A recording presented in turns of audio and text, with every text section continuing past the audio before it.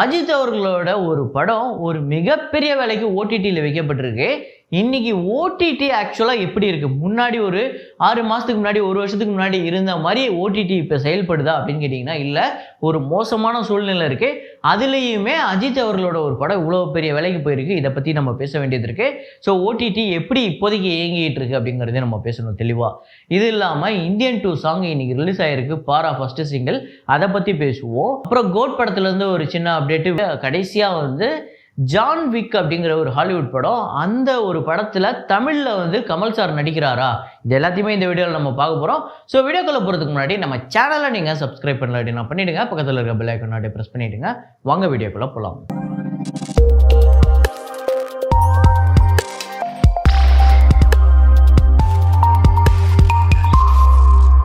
இன்னைக்கு Indian 2 song பாரா அப்படிங்கிற ஒரு பாட்டு ஃபர்ஸ்ட் சிங்கிள் ரிலீஸ் ஆகிருக்கு.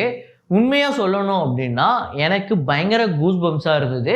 அந்த பாடல் வரிகள் ஒரு பக்கம் இவரை டாமினேட் பண்ணாரா, அதாவது பா விஜய் அனிருத்தை டாமினேட் பண்ணாரா, இல்லை அனிருத்து தான் பா விஜயை டாமினேட் பண்ணாரான்னு தெரியல. 2 பேரும் டாமினேட் பண்ணி வேற லெவல் சம்பவம் பண்ணியிருக்காங்க.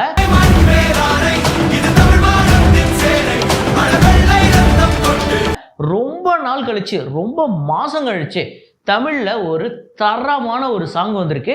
அதாவது கூஸ் பம்ப்ஸ் மூமெண்ட்ஸ் அப்படின்னு சொல்லுவோம்ல, இது நிறைய விஷயத்துக்கு சொல்கிறாங்க. ஸோ இதுதான் real exact goose bumps moment. So அது உண்மையிலே இந்த பாட்டில் நம்மளுக்கு வெளிப்படுது. ஆனால் இன்னும் சில பேர் என்ன சொல்கிறாங்க அப்படின்னா, ஏஆர் ரஹ்மான் அவர்களோட கப்பல் ஏறி போயாச்சு அந்த ஃபஸ்ட்டு பாட்டில் வந்த பாட்டு அளவுக்கு இல்லை அப்படின்னு சில பேர் சொன்னாலுமே அதுக்கு நிகரான ஒரு பாட்டாக இது அமைஞ்சிருக்கு அப்படிங்கிறது தான் உண்மை.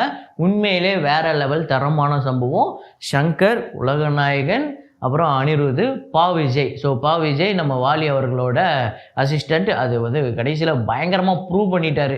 ஏன்னா சமீப காலத்தில் அந்த லிரிக்ஸ் பேஸ்டு சாங்ஸே பெருசாக இல்லை. ரொம்ப நாள் கழிச்சு ஒரு தமிழில் அப்படி ஒரு பாட்டு வந்திருக்கு. ஸோ ஹேட்ஸ் ஆஃப் இந்த பாட்டை எங்களுக்கு கொடுத்ததுக்கு, இந்தியன் 2க்கு ஒரு மிகப்பெரிய எக்ஸ்பெக்டேஷனை கூட்டி கொடுத்ததுக்கு. அதுக்கு அடுத்ததா ஜான் விக் அப்படிங்கிற ஒரு ஹாலிவுட் படம். இந்த படம் எப்படிப்பட்ட ஒரு படம் அப்படின்னா, பார்த்தவங்களுக்கு தெரியும், பார்க்காதவங்களுக்கு சும்மா சொல்கிறேன், ஒரு சின்னதாக இந்த கதையை சொல்லிடுறேன். என்னன்னா, ஒரு ஹீரோ ஒருத்தர் இருப்பார், அவருக்கு ஒரு விஷயம் இங்கே பண்ணிடுவாங்க. அதுக்கு அவர் பழி வாங்கிறதுக்கு வராரு. ஆனால் அவரை எதிர்த்து அவரை கொல்றதுக்கு இங்கே ஒரு ஊரே திரண்டு வருது. அந்த ஊரையே அழிக்கிறாரு அவர். அந்த கிட்டத்தட்ட அவ்வளோ பேரை அவர் கொல்றாரு. அதுதான் அந்த படத்தில் இது. அது எப்படி இருக்குன்னா, அந்த சீரியஸாக உங்களால் கண்டிப்பாக ஒரு பார்ட்டு பார்த்துட்டு உங்களால் மீதி கண்டினியூ பண்ணாமல் உங்களால் இருக்கவே முடியாது. அவ்வளோ சூப்பராக இருக்கும். அப்படிப்பட்ட ஒரு தரமான ஒரு கிளாஸான ஆக்ஷன் படமாக வரப்போகுது. KH-237 அன்பறிவு மாஸ்டர் அவர்கள் இயக்குற, அந்த 2 பேரும் இயக்குற இந்த KH-237, அதுக்கு இன்னும் டைட்டில் வைக்கலாம். அந்த படம் அப்படி தான் இருக்க போகுது அப்படின்னு சொல்லி அவங்களே சொல்லியிருக்காங்க. அப்படி இருந்தது அப்படின்னா உண்மையிலே வேற லெவலில் இருக்கும். ஏன்னா அந்த ஜான் விக்கை நான் வேற யாரையுமே வச்சு கற்பனை பண்ணதே கிடையாது. அது அவருக்கு தான் கரெக்டாக இருக்கும்.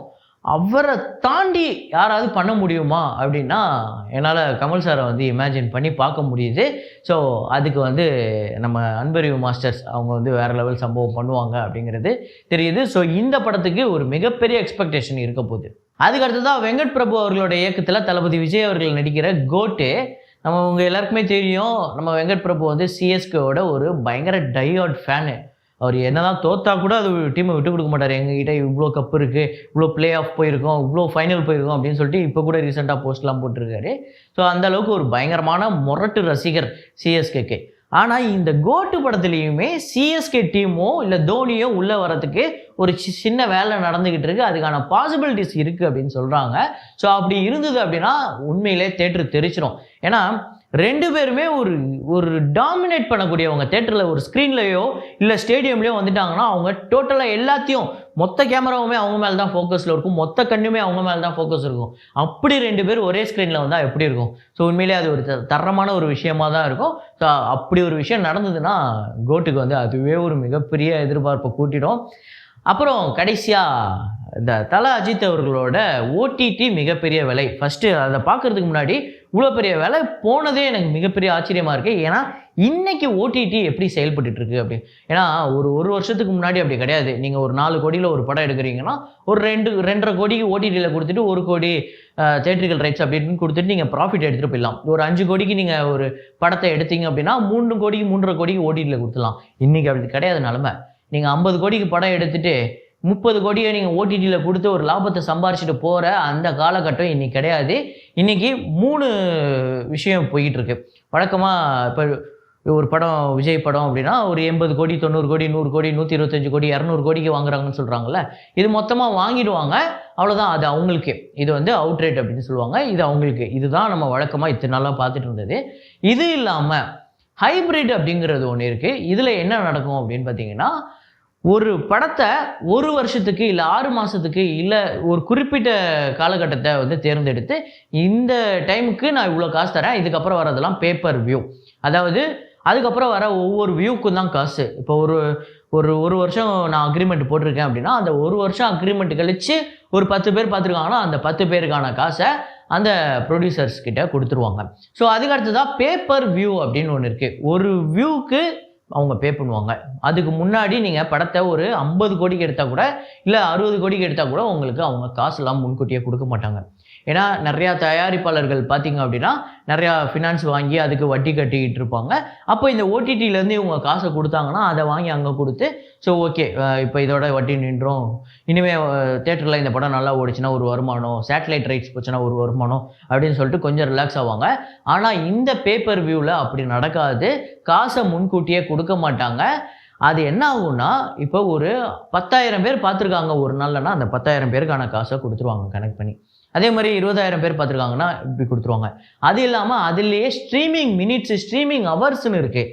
அதுக்கேற்ற மாதிரி ஒரு அக்ரிமெண்ட் போட்டுப்பாங்க. அதுக்கு வந்து ஒரு காசை கொடுத்துப்பாங்க. ஸோ இப்படி இருக்க இன்னைக்கு காலகட்டத்தில் பெரிய படங்களையே வாங்கி அதை வந்து ரிலீஸ் பண்ணுறதுக்கு ரொம்பவே தயங்குறாங்க இந்த ஓடிடி நிறுவனம்.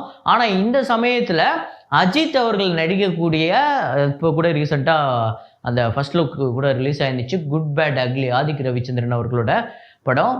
இந்த படத்துக்கு 95 கோடி நெட்ஃப்ளிக்ஸ் வந்து விலை கொடுத்து இந்த படத்தை வந்து இப்போவே வாங்கிட்டாங்க. இப்போவே அதை வந்து புக் பண்ணிட்டாங்க. ஸோ உண்மையிலே ஒரு மிகப்பெரிய விஷயம். ஏன்னா இதுதான் அஜித் அவர்களோட கெரியர்லேயே அதிக விலைக்கு போன ஓடிடி சேல் இதுதான். அதுக்கடுத்ததான் இந்தியன் 2 வந்து டிஸ்ட்ரிபியூஷன் ரைட்ஸ் வந்து கர்நாடகாவில் வந்து ரோமியோ பிக்சர்ஸ் அப்படிங்கிறவங்க வாங்கியிருக்காங்க. அது ஒரு மிகப்பெரிய வேலை.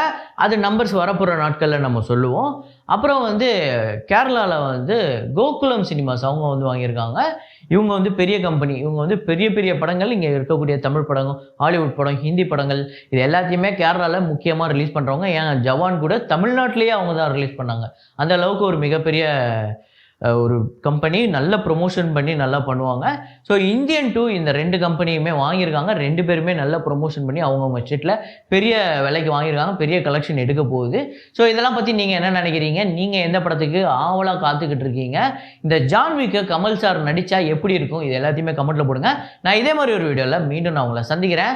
Signing off Rahman.